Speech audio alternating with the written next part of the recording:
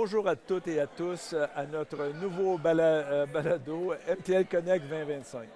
J'ai le plaisir d'accueillir avec moi Alain Gallet de United XR Europe, un pionnier des technologies immersives. Bonjour Alain, merci Bonjour, d'être avec nous. bonjour, enchanté. Pour débuter, j'aimerais que vous vous présentez et qu'est-ce qui vous a amené dans les technologies immersives? Alors c'est une longue histoire, d'autant plus que j'ai une formation à la base qui ne m'orientait pas du tout vers la technologie puisque je suis psychologue clinicien. Mais ça remonte à très longtemps. Je suis sorti de l'université fin des années 70, donc voilà. Mais très vite, j'ai été attiré par l'organisation et la gestion de conférences internationales.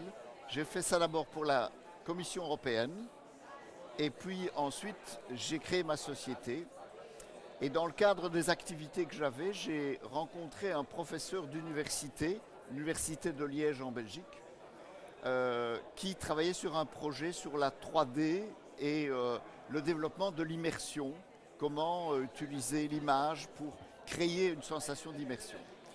Et donc, il voulait qu'on organise un événement sur ce sujet. Alors, on a fait un petit peu le tour d'Europe à l'époque de ce qui existait. C'était des vraiment micro-événements. C'était en quelle année, excusez-moi? Alors là, on était en 2007-2008. D'accord. Et, et donc, il m'a dit, écoute, mon recteur à l'université est très intéressé par le sujet. On l'a rencontré et on a décidé de créer une association pour porter l'événement. Voilà. Association qui existe toujours et qui s'appelle Image et 3D Europe. Donc ça, c'est l'association.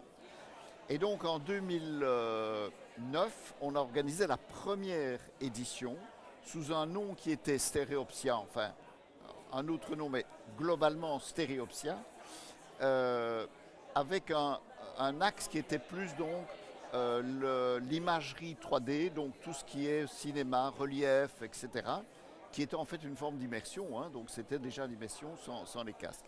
Mais très très vite, on voyageait beaucoup, on avait beaucoup de contacts à l'étranger et on a vu l'émergence de la réalité virtuelle.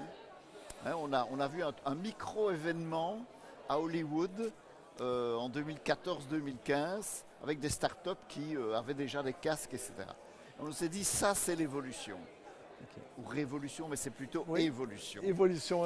Et donc en 2015, on a ouvert grand les salles de conférences et les expos avec des producteurs, des développeurs de contenu réalité virtuelle, puis très vite la réalité augmentée. Et donc ça a pris de l'ampleur au point que maintenant, alors on change de nom cette année, donc on devient le Stéréopsia. On s'est associé avec un partenaire américain qui organisait un autre événement de même nature en Europe. On a fusionné et on est devenu United XR Europe. Je vois. Le premier, on peut dire maintenant le plus grand événement dans le secteur des technologies et des contenus immersifs. Mais quand on parle de XR, est-ce que dans ce cas-ci, est-ce que ça signifie Extended Reality? Oui, exactement. Et qu'est-ce qui différencie la réalité étendue à la réalité virtuelle ou les casques VR qu'on a? En fait, XR, c'est un petit peu je dirais, le terme générique qui recouvre trois choses, qui recouvre la réalité virtuelle. Donc vous êtes dans un casque, totalement immergé dans le casque. La réalité augmentée, où vous pouvez voir des choses devant vous avec votre téléphone, des lunettes connectées, etc. Et la réalité mixte qui vous permet de voir des choses à l'extérieur de vous dans l'environnement, mais de pouvoir les manipuler, les prendre, les tourner, les mettre sur la table, alors qu'ils n'existent pas. C'est une projection en fait. Oui. Donc voilà. Et XR, c'est vraiment l'ensemble. Et maintenant, bien sûr, depuis 2-3 ans, l'intelligence artificielle joue un rôle important, comme dans beaucoup de technologies, pour manipuler ces objets. Ça m'amène à poser la question, on sait que l'IA est maintenant partout. Oui. De quelle façon l'IA s'intègre ou révolutionne la création de contenu XR ou virtuel? Ah mais je dirais l'IA intervient à différents niveaux. L'IA permet déjà de manipuler beaucoup de données, de les restituer. Si vous créez en réalité virtuelle un avatar, un digital human, voilà, vous pouvez dialoguer avec lui et lui va puiser grâce à l'IA dans sa base de connaissances pour échanger avec vous. En temps réel? Pardon? En temps réel? En temps réel, évidemment, Oh là là. on l'a déjà fait. OK. Et je prends un exemple. Vous discutez avec Christophe Colomb et bonjour Christophe, pourquoi avez-vous pris le bateau pour aller en Amérique? Et Christophe Colomb vous répond, ben voilà, ma motivation, j'ai été financé par le roi d'Espagne, et voilà. Et on peut échanger. Et donc, on peut imaginer une exposition, et il y a un projet en Belgique pour 2030, où vous aurez toute une série de personnages qui sont en avatar et qui, je dirais, pourront dialoguer avec le public.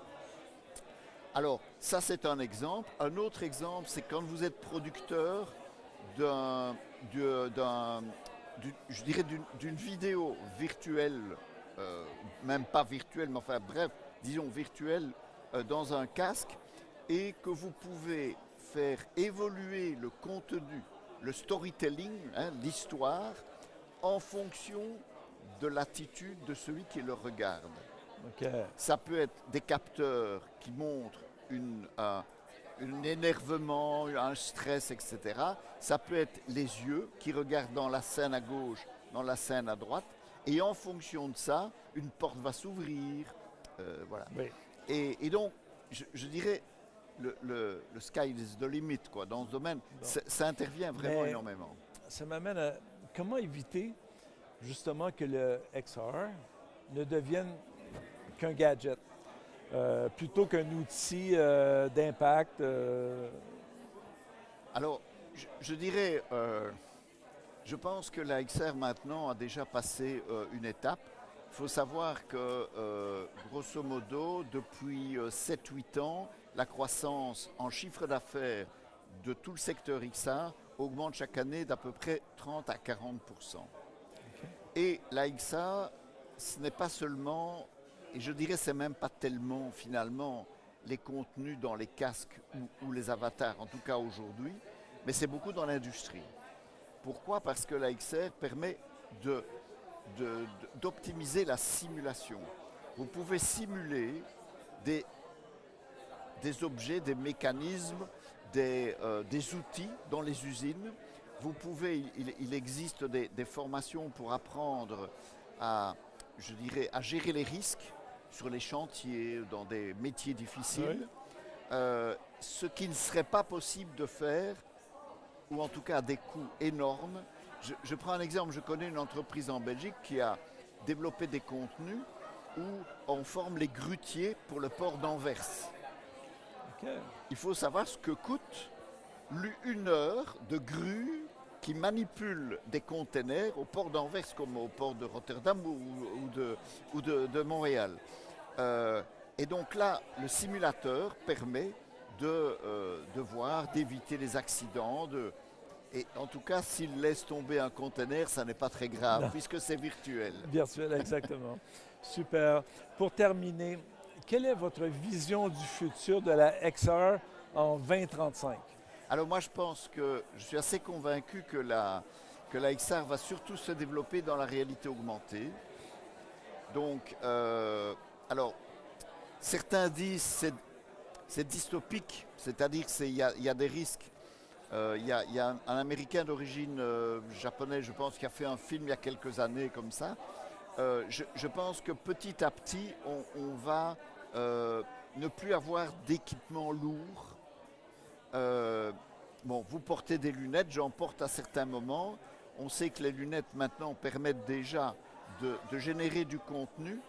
Et donc, vous imaginez que vous êtes dans la ville, que vous pouvez passer, vous n'aurez plus de téléphone classique, vous aurez peut-être une montre connectée, vous recevrez des appels, vous discuterez avec des gens tout en vous promenant dans la rue. Certains diront aussi, quand vous passez devant un magasin de chaussures, vous aurez les offres, les moins 20% qu'ils offrent pendant la journée. Bon, donc, mais je pense que c'est surtout le volet développement de réalité augmentée qui va apporter des choses absolument incroyables, qui va permettre d'identifier beaucoup de choses et je dirais, de se déplacer dans la ville ou dans sa maison tout en étant bien informé de tout ce que l'on doit savoir dans cet environnement. Et donc, vous ne verrez plus les gens se promener dans la rue avec leur téléphone comme ça. Hein. Vous ne verrez rien et dans très peu d'années, ils auront des lentilles de contact connectées. Wow. Et donc, vous ne saurez pas.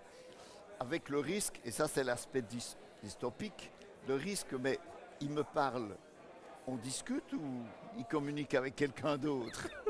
Donc voilà. On saura Mais pas. à chaque technologie a son revers. Hein. On ne peut pas l'en empêcher. Très fascinant. Merci beaucoup Alain pour cet échange voilà. sur le futur de la réalité étendue immersive. Voilà. Merci bien. beaucoup. Merci bien. Merci pour l'invitation. Merci à toutes et à tous. À la prochaine.